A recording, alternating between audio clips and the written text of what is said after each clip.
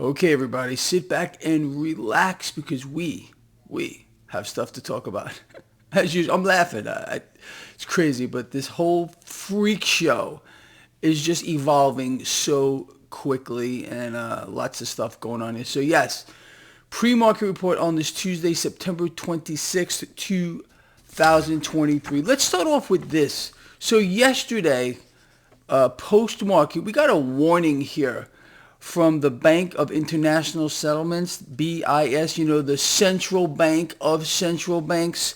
Now, again, you and I, light years ahead of the curve, and I am proud to say that.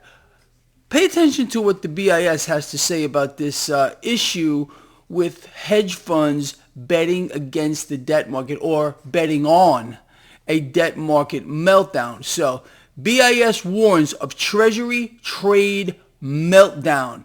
Let's decipher this and go through it.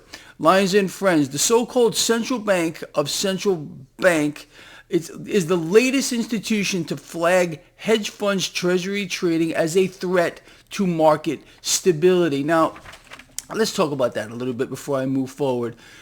Understand how this must play out. When this occurs, and it's going to, this meltdown of the debt market, they need scapegoats, whether it's going to be hedge funds blamed, whether it's going to be the war, or whatever it is. It can't possibly be central banks. The BIS, the central bank of central banks, must pass this phenomenon onto anyone else they can except the actual perpetrators of this crime. And this is a crime against humanity. Anyway, the Bank for International Settlements warned in its latest quarterly report just yesterday that the current buildup of leveraged short positions in the U.S. Treasury futures market is potentially causing financial vulnerability, which is worth monitoring because this can, of course, exacerbate the problem. So to summarize, just real quick, hedge funds are taking up more and larger leverage bets that the debt market will melt down. Now, this is something that you and I have been covering quite a lot lately. This is getting worse. Now, on the back of that, Goldman Sachs had something to say about it. Not only is that going on, hedge funds betting against the debt market or betting on a debt market meltdown, but hedge funds are now taking up larger and more leverage bets against the S&P 500, kind of like Michael Burry is doing. So a lot of cash, probably, and it's all leverage too, so who even knows what the actual number is being bet on this market taking a big fall. Now, let's talk about the phenomenon that you and I have been seeing as of late. The MMRI, Mannarino Market Risk Indicator, last night crossed 300. Okay, we went red. We were in and out of red yesterday. Last night, again, we crossed 300. Now this morning, a miracle's happening. Let's talk about that miracle. 10-year yield came down. Relative strength of the dollar, lower. This, of course, had an effect on the MMRI, which is now below 300.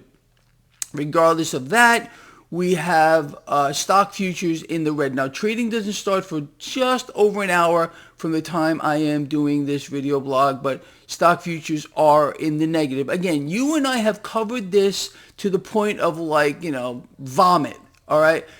The Fed can push this off, but all they would be doing, the Fed in concert with other central banks can push the inevitable meltdown of the debt market, which is going to precipitate a meltdown of the world stock markets like people have no idea in the economy. It's going to suck everyone down into the pit with it. Now, so what can the Fed do? You know what they can do. What can central banks do? You know what they can do. They can get in here. They can buy more debt. They can suppress yields. Again, it's kind of an interesting phenomenon. It's hard for people to get their head around.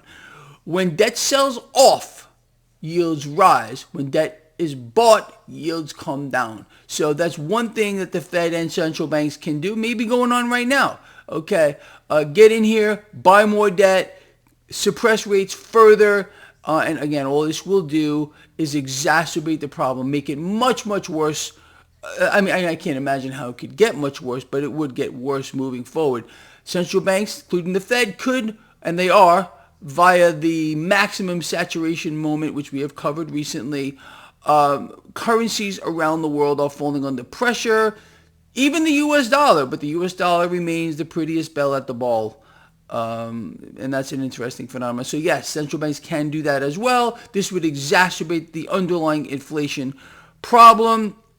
Or central banks collectively can get in here and buy stocks. They can buy large cap stocks, push the market up. All of this will not stop the issue. It'll just exacerbate it. It'll make it worse when it finally unfolds here. Now, there's a lot of effort, I think, in my view. We'll have to see.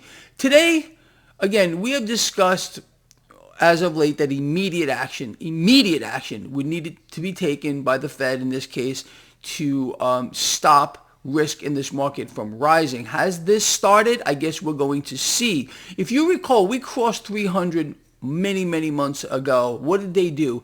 They floated out every single Fed president they could muster up. They floated out our friend Nick the Pig, Oink Man, the Fed whisperer, to tell us all how great everything was going to be, and the market bought it. I mean, we watched the MMRI go from 300 down to the low 200s. It was enough to pull risk out of the market. Are they going to do that? Are they going to do that? Are we going to start seeing the ugly freak show get paraded out, on the TV again and tell us how everything is going to be fine and the Fed's going to backstop the market? That's what they did last time, and the market bought it. Let's see what happens here. This situation, look, you have to understand as well, it's very liquid. And understanding that the debt here is surging at nearly $1 billion an hour, things are changing rapidly. So you can't compare the situation we have now to anything else that we've seen in the past. There's a lot of that going on right now. The mainstream media talking about the 10-year yield. We haven't been here since the last meltdown of the market. What does it mean? Well, I'm going to tell you what it means. The situation here cannot possibly be worse. Now, yes, the 10-year yield is where it was during the last meltdown, but the debt has more than doubled.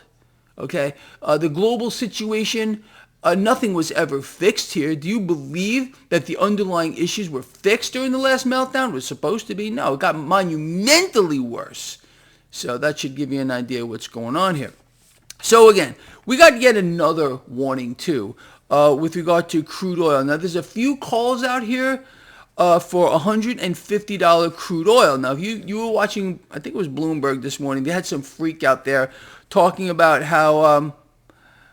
it may not have been Bloomberg. It might have been CNBC. I'm sorry. But anyway, this freak was explaining, and this is absolutely true, at least in my view, that $150 crude oil would send shockwaves through the system from many angles. You have to understand, crude oil, the lifeblood of the military-industrial complex, over 6,000 products that you use every single day are made with crude. The situation with regard to inflation could not be worse than we are here right now. And if, in fact, we see action taken by central banks to suppress rates further, to weaken the currency further here, all it's going to do, again, is take the problem that we have and magnify it as we move on. But again, this is their goal anyway. They want to bring the world to its knees, the world economy, the people with it, the market, so they beg for a new system. That's all they're going to do. Problem, reaction, solution. Problem, reaction, solution. Problem, reaction, solution. You know what I'm talking about here, and this is exactly what they're going to do.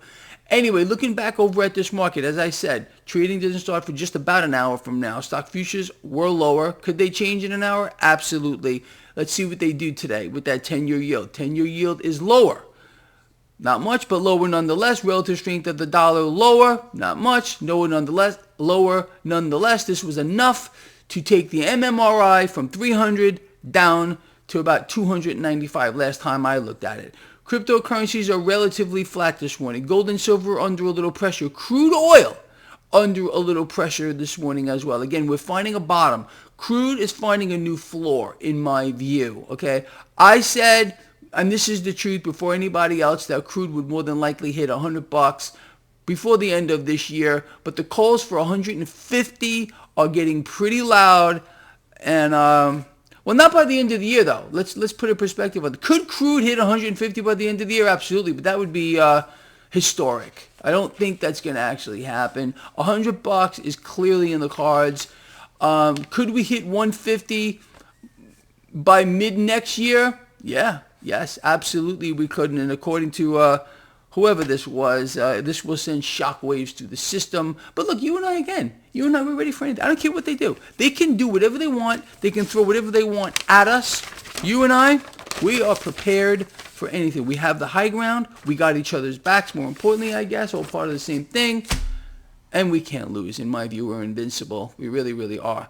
All right, with that said, I'm going to end this video, people. I hope you got something out of it. The stuff I talked about here, very, very important. But I want to hear from you. What do you think about, the BIS, the Bank of International Settlements, warning or trying to push the blame off on hedge funds for taking up these leverage bets against the debt market or betting on a meltdown here? What do you think about that? And what do you think about Goldman Sachs here with their warning, too, about how hedge funds are betting against the market and could potentially precipitate a much greater sell-off than would actually have occurred? This is what they got to do. Look, you know how this works. It's the deceptions, the distractions, the fakery, the look here, don't look over there. But like I said, I don't care what they do. You and I are ready for it, all right? This guy here loves you a lot. Please share the video. Thumbs up, please. This is required, okay? If you're a Greg Mannarino fan, if you like this blog, this is our thing. Those thumbs up, get the video out there. You got it? All right. I'll see all of you later. Live stream, 4 or 5 p.m. Eastern Daylight Time. Have questions ready for me, and I will do my best to answer as many as I can. All right? I'll see you later.